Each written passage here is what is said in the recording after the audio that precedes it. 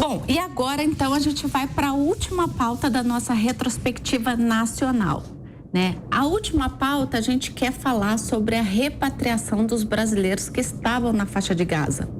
Embora eles estivessem na faixa de Gaza, eles voltaram, graças a Deus, na operação Voltando em Paz, né? Que as Forças Armadas ali, juntamente com o Ministério da Defesa, o governo federal, né, que concedeu ali os aviões, inclusive o presidencial, trouxeram aí, foram repatriados 1.477 brasileiros e 53 animais domésticos nessa operação. Para falar com a gente sobre isso, eu gravei uma matéria com o capitão Gustavo Messias Costa, da Força Aérea Brasileira. O capitão, ele foi médico e ele esteve ali na equipe que buscou os brasileiros lá que estavam ali na faixa de Gaza, né? Ele que fez ali todo o transporte, quando teve ali o transporte de apoio daquele material de medicamento, de alimentos que o Brasil enviou, também ele participou. Então ele fez toda essa operação, ele participou de toda a operação da FAB com relação a esse conflito da faixa de Gaza. E eu conversei com ele, eu vou rodar o primeiro trechinho. Primeiro, muito obrigado, né, em nome da Força Aérea Brasileira, né, agradecer o nosso comandante e o alto comando, né, por terem me concedido essa autorização para falar um pouco da operação. E primeiro eu queria salientar, né, é um momento muito especial, né, quando você dedica a vida a uma outra pessoa, a um compatriota, alguém que está em necessidade, estar a serviço. Acho que a palavra mais certa é essa, por isso que a gente não trabalha, a gente serve. Não tem coisa material que substitua essa sensação.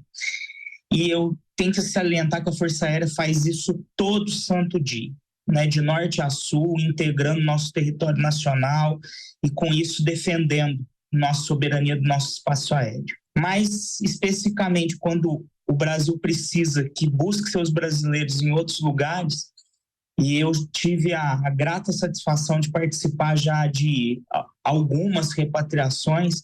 Então, quando iniciou a pandemia da Covid-19, eu estive em Wuhan para repatriar os brasileiros que lá estavam. Quando os pessoal da Ucrânia, né, vinha repatriado também, eu cheguei a ser acionado, mas não fui especificamente, fiquei de prontidão. E agora, nessa que é a maior missão de repatriação com emprego de aeronaves militares da história do nosso país, né, 1477.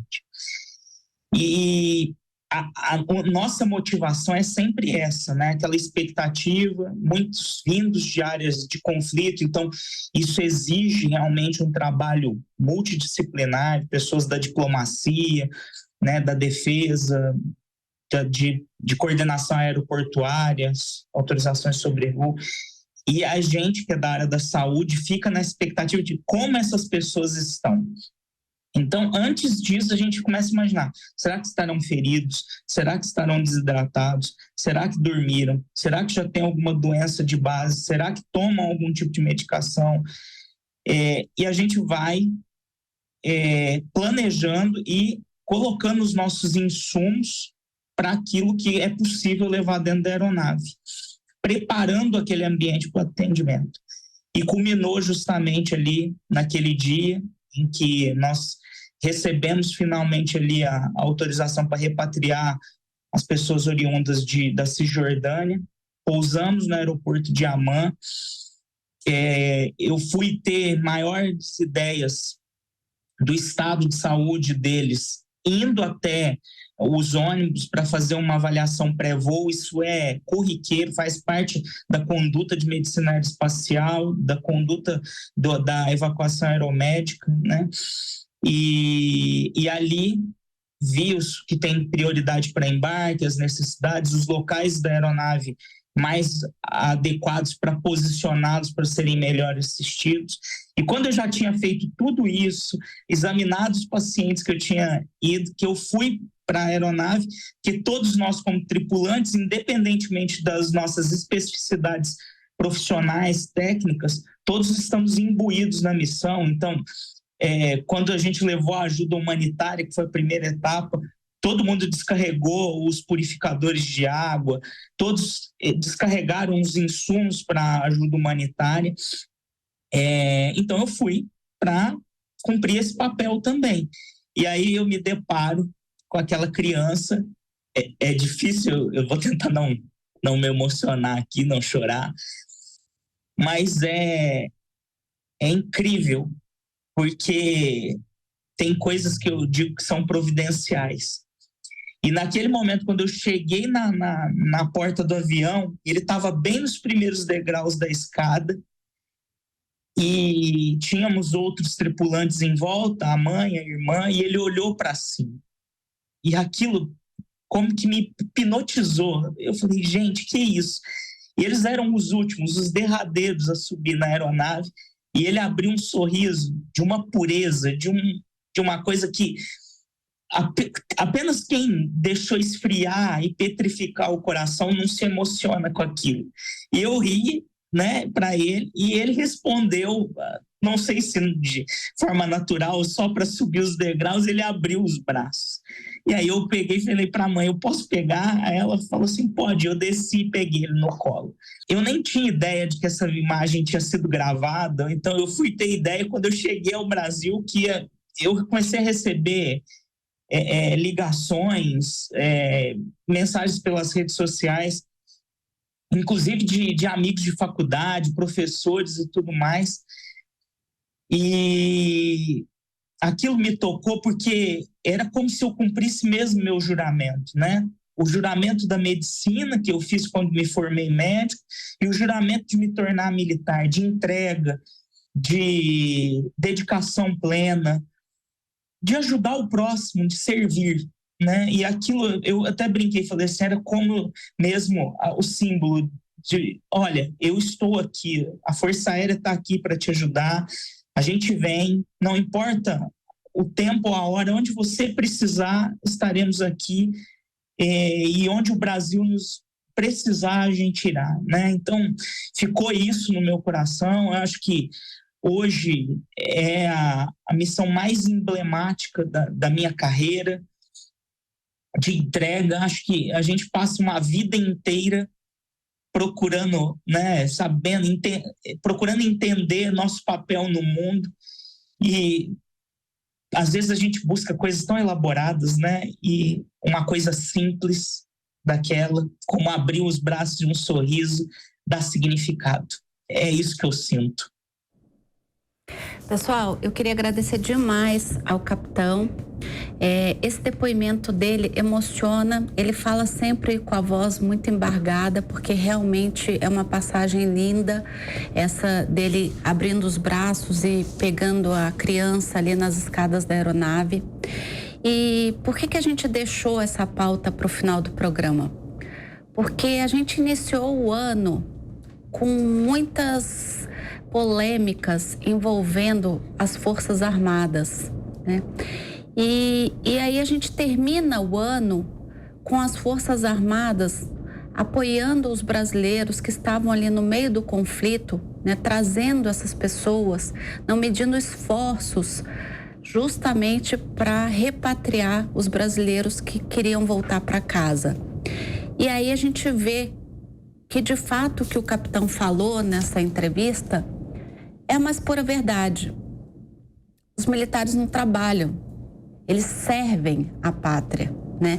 Por isso que não se fala que o militar trabalha. O militar sempre serve, e ele serve a pátria mãe Brasil. Eles não servem nenhum presidente, eles servem o nosso país, eles servem a nossa nação. E é muito bonito quando a gente vê um trabalho impecável, dedicado, como foi de toda a equipe. O capitão aqui, ele está representando toda a equipe da Operação Voltando em Paz. E a gente quer parabenizar toda essa equipe. E aí eu vou abrir para a mesa falar sobre essa questão da repatriação dos brasileiros. Olha, primeiro, muito bonita a atitude, né, a emoção do Dr. Gustavo, que é um capitão da Força Aérea Brasileira, né, se emocionou claramente com uma criança. Quem não se emocionaria, né? Um ser inocente, um ser puro, ainda mais depois das imagens chocantes que vimos, né, inclusive com crianças sendo colocadas em fornos, em jaulas. Então, apesar de ser um militar, não há como se emocionar. Neste caso, falando do governo brasileiro, ele fez o que deveria fazer, né? Cuidar de seus brasileiros. É o mínimo que se espera, é obrigação, não é favor. Tem que ser feito isso mesmo, afinal de contas, são brasileiros que estão voltando para o Brasil. Então, parabéns para a Força Aérea Brasileira, em especial ao médico capitão Dr. Gustavo Messias. Muito bonito, né? Eu acho que num ano em que as memórias de todos nós vão ficar marcadas pelas cenas pavorosas da guerra, da destruição, de bombas, das vítimas, do sangue espalhado, do terrorismo, a gente vê uma criança pura subindo e sorrindo e dando aquele abraço, é como um abraço no futuro, né? Tomara que o futuro e que esse ano que vai se iniciar agora possa ser um ano de mais paz e pureza, porque é isso que o mundo está precisando. Quer falar alguma coisa? Justamente quando a gente vê criança, né, remete à mesma ideia de ano novo e de futuro e de caminhada e de esperança, que eu acho que é bom encerrar assim e esquecer daquele início da nossa conversa, do início daquele ano tão cheio de conflitos, porque independentemente da visão política, e falando de Natal, né? Exato. Que separou tanta gente, a gente conseguir conversar minimamente e se entender e compreender que, no fundo, tá todo mundo querendo a mesma coisa. Sim. Né? A gente tem divisões ali de o caminho que a gente tem que seguir para atingir aquele objetivo, mas todo mundo quer um país melhor, todo mundo quer um país que funcione, melhores instituições, pessoas que não passem dificuldades. Mais oportunidades para todos, né? Sem violência, né? Que a gente possa tomar um chopp na orla carioca sem o sobressalto do tiro, né? Exatamente, eu acho que é isso também. Então dá um pouco de esperança. Dá esperança mesmo, né? É impressionante, né? Você vê, por exemplo, que a guerra você perde completamente a crença na humanidade, não é? Quando há guerra, a falta de diálogo, a falta de conversa e gera o que aconteceu, né? E quando você vê um militar se emocionando, né, com o ato e gesto daquela criança que foi patriada, né, você volta a ter um pouquinho de fé na humanidade. E o governo federal, junto com o Ministério da Defesa, junto com o Ministério dos Exteriores, né, tiveram um papel muito bom, muito eficiente na repatriação dessas pessoas. Quando a gente vê, por exemplo, um dos nossos, né, numa situação daquela de guerra, né, na guerra, né, a primeira coisa que você pensa, aí volta aquela questão da identidade nacional, né? Sim. Identidade cultural. Fala, poxa, eu poderia estar lá também, né? Você sente isso na pele. Quando você vê essas pessoas, 1.477 pessoas, voltando para o Brasil em segurança, né? Numa guerra que começou, é bom lembrar, com a morte de brasileiro e com sequestro de brasileiro, né? Não tem outro sentimento que o alívio... 3 brasileiros mortos e um sequestrado. 3 brasileiros mortos e um sequestrado. Não tem outro sentimento que o alívio e de volta a crença na humanidade e na sociedade. E aí a gente separou mais um trechinho da entrevista com o capitão, que vai ser, sabe aquele cartão de Natal que a gente manda para os familiares, para os amigos, aquela mensagem bonita e fraterna que a gente quer dar para as pessoas no Natal? A fala do capitão, da Fábio, médico, né, do capitão Gustavo, vai ser o nosso cartão de Natal. É a nossa mensagem aqui de toda a equipe do Linha de Frente para nossa audiência. Então eu vou pedir para a Mel rodar. Eles em voo foram bem... Vou dizer que houve um comportamento muito tranquilo, muito solícito, e a gente notava um alívio, uma gratidão muito grande. Obviamente que aí, se apegando a critérios muito técnicos assim, você estava lidando com pessoas que vinham de uma área de conflito, muitas delas deixaram suas casas ali, os seus proventos, alguma coisa para trás, para buscar um lugar seguro no Brasil. Com isso, as viagens, né, nem sempre ocorrem, o horário nas janelas permitidas, né, aquilo que a diplomacia consegue para poder transpor. Então, isso envolve cansaço físico, o cansaço mental, né, de viagem e tudo mais. Eles deslocaram da Cisjordânia para a Jordânia, procedimentos alfandegários e tudo mais. Então, é natural que após esse período, né, às vezes alguns não comem como estão habituados a comer, você vai ter algumas repercussões. Então, é normal que às vezes a pessoa sinta dor de cabeça porque ficou privada de sono, né, e está cansada. Você tem aspectos próprios do voo, e essa é a importância, né? Todos os médicos de carreira da Força Aérea se especializam no campo da medicina aeroespacial. Inclusive, eu estou até com meu livro de cabeceira aqui, que eu sempre estudo, para renovar, né, esses conhecimentos. E então, tem esses aspectos. O voo, nós somos seres terrestres, a gente está adaptado evolutivamente para o nível do solo. Quando a gente voa de forma maravilhosa, né? Santos Dumont nos deu esse presente, mas a gente voa de teimoso que é, né? Então, a gente sofre as pressões que o ambiente aeroespacial exige para um corpo estar adaptado ao nível do mar. E aí, a função nossa a bordo é justamente lidar com esses chamados estresses de voo, né? E tentar minimizá-los. Então, garantir um conforto, né, orientar o pessoal da comissaria, né, os comissários, a observarem certos pontos, servirem determinados tipos de alimentos que vão ajudar nessa performance e avaliar, né, diante das queixas, quais as influências que o voo está intensificando aqueles sintomas. Então, a gente teve muito isso, né? O movimento da aeronave é como um movimento do navio, né? O andar de camelo, né? Tão clássico. Ele gera náuseas, vômitos. Então, tínhamos queixa disso, então levamos medicação que pudesse controlar esses sintomas. Então, a mesma coisa da dor de cabeça pelo cansaço e tudo mais.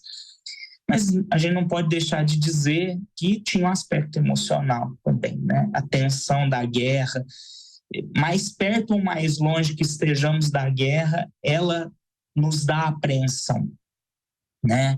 O voo também. Tem gente que tem medo de voar, é o desconhecido para muitos.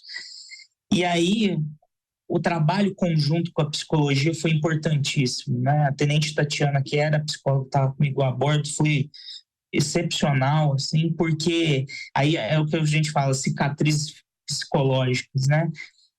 E eu quero destacar um ponto, é uma outra história com outro paciente, mas em determinado momento, num desses atendimentos, eu atendendo em conjunto com ela, e era um rapazinho ali de uns 13 anos, e a gente via que ele estava com um olhar apreensivo e tudo mais, e aí se perguntou para ele, né, você está gostando de voltar para o Brasil? E ele, sim, eu estou só meio assim porque eu estou deixando meus amigos para trás, tudo. Houve a intervenção, né? Mas hoje a gente tem recursos de videoconferência, ligação por vídeo, você não vai perder seus amigos, concorda?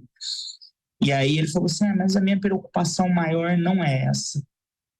Aí ele vira para mim e pergunta, doutor, o senhor sabe onde eu vou morar quando eu vou chegar ao Brasil? E aí você fica aquela coisa assim, eu preciso dar uma resposta. E a resposta que eu dei a ele foi assim, eu falei, olha, você deve estar numa idade que está estudando, você se lembra do Império Romano? Eles tinham o Coliseu, os gladiadores iam lá para lutar com as feras. Ele é assim, sabe qual que era a fera que ele se preocupava mais? Ele olhou, não faço ideia. Ele falou assim, era o leão mais próximo. Preocupe-se com o leão mais próximo. Seu leão mais próximo é descansar aqui, é se alimentar bem, é conversar com seus familiares que estão aqui junto com você. Não se preocupe que quando o próximo leão tem pessoas pensando no Brasil para assisti-lo, ajudá-lo desse jeito. Essa é a sua preocupação agora. Relaxe, durma, deixa aquilo que ficou para trás. né?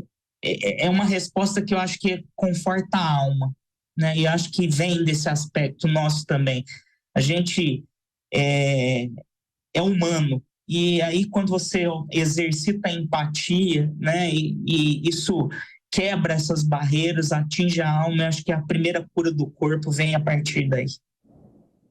Vou repetir as palavras dele. Vamos deixar o que ficou para trás e vamos exercitar a empatia. É Natal. E aí vou passar para os meus colegas de mesa, para cada um em 30 segundos dar a sua mensagem de Natal e a gente se despedir, desejando a todos uma noite do dia 24 para 25 e o dia 25 de dezembro de muita paz e união nas famílias. Vou começar com o delegado Palumbo. As palavras deste médico, capitão das Forças Aéreas Brasileiras, servem para a gente refletir, parar de reclamar tanto, para quem acredita em Deus, agradecer mais, orar mais, rezar mais, porque situações como deste adolescente de 13 anos que sequer sabe aonde vai morar e às vezes a gente tendo tudo, mais do que merece, mais do que precisa e reclamando, serve de reflexão para a gente rezar mais, orar mais e agradecer mais. Um bom Natal a todos e um excelente ano novo. Essa é a minha mensagem. Mariana? Independente dos aspectos, né, religiosos, é uma época que nós conseguimos ficar mais próximos da família, mais próximos dos amigos, a gente consegue dar uma repensada, né, em todo o ano e agradecer por conseguir dar cada passo. Pelo menos falando por mim, né? A gente passa o ano inteiro correndo tanto e a gente chega nesse fim de ano exausto, mas é bom dar uma parada. Eu acho que o Natal, ele tem isso pra mim, de vamos dar uma parada, vamos dar uma respirada, vamos curtir um pouco os próximos e esperar pro próximo ano. 30 segundos. É uma data importante, né? Todo final do ano você começa a repensar a sua vida, fazer grandes reflexões, não é? Como bem Mariana disse aqui, é uma data que naturalmente você se reaproxima da família, se reaproxima daquelas pessoas que você, por algum motivo, deixou de ficar longe durante o ano, não é? Então é um momento de reflexão, né? Para os católicos, para os cristãos, né? É a data do nascimento de Cristo, não é? Então é uma data importante com vários aspectos. E aquilo que o falou do capitão da FAB falou, né? Mais empatia, né? Que a gente possa ter mais empatia no próximo ciclo. Então eu desejo um Feliz Natal para todos, muita luz, muitas conquistas e mais empatia. É isso, eu acho que com tantas dificuldades que a gente vê a humanidade passando, esses momentos extremos devem nos levar ainda mais para fazer com que um momento de Natal, um momento que as famílias, que nós nos reunimos com aqueles que nós mais amamos, né? Que a gente possa fazer com que esse amor reabasteça o nosso coração para uma capacidade de cultivar o amor à liberdade do outro, né? O amor à liberdade daquele que muitas vezes vai discordar da gente no dia a dia, mas que é tão humano quanto nós e que merece toda dignidade e oportunidade de se desenvolver plenamente. Eu acho que esse é o grande espírito do Natal, né? Que a gente consiga cultivar o amor e viver cultivando o amor juntos, né? Um bom Natal em nome de toda a equipe do Linha de Frente.